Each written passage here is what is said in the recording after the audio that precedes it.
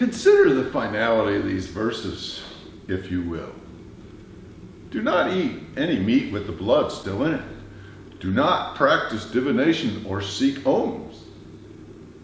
If a prophet or one who foretells by dreams appears among you and announces to you a sign or wonder, and if that sign or wonder spoken of takes place, and the prophet says, "Let us follow other gods you have not known, and let us worship them," you must not listen to the words of that prophet or dreamer.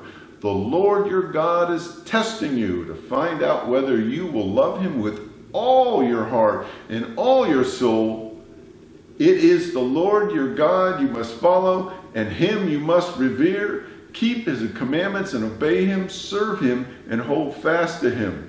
That prophet or dreamer must be put to death for inciting rebellion against the Lord your God, who brought you out of Egypt and redeemed you from the land of slavery. People exercising these roles were prohibited from living in Old Testament Israel on pain of death. No foreseeing the future when it involves pulling people away from Yahweh, conjuring up spirits, or if you make prophecies that didn't come true. Otherwise, you would suffer the consequences. Pain of death just for conjuring up a couple spooky ghosts? Sounds kind of extreme, right? How bad could a harmless little seance be? Is that what we're looking at here? The cult of the dead was a common practice in the ancient Near East, including Canaan. The ancient Near East peoples frequently consulted and also connected with the dead. Part of the rituals involved cutting oneself, something prohibited in Leviticus 19:28.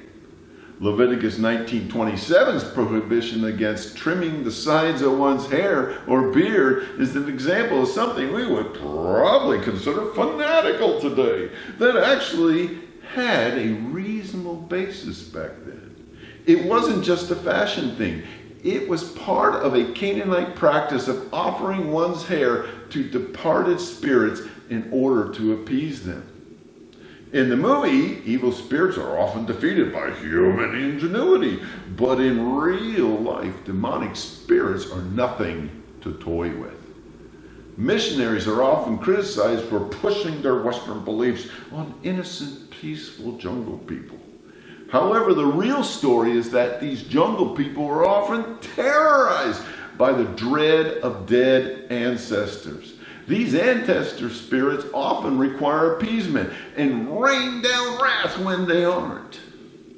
Evil spirits can be deceptive, often coming across as benevolent at first. Ever hear of good witches or white witches? They often seem genuine to me.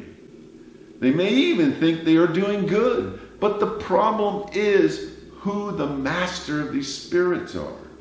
Jesus clearly taught in Matthew 6:24 that we will serve some master. There is no neutrality in the spiritual realm. God does not want his people to mess with them, demonstrating that his ways are for their own good. Maybe God has a good reason for the severity of his command. For the next video in this series about sacrificing one's own kid in the name of God, see the end note to follow. Thanks for watching.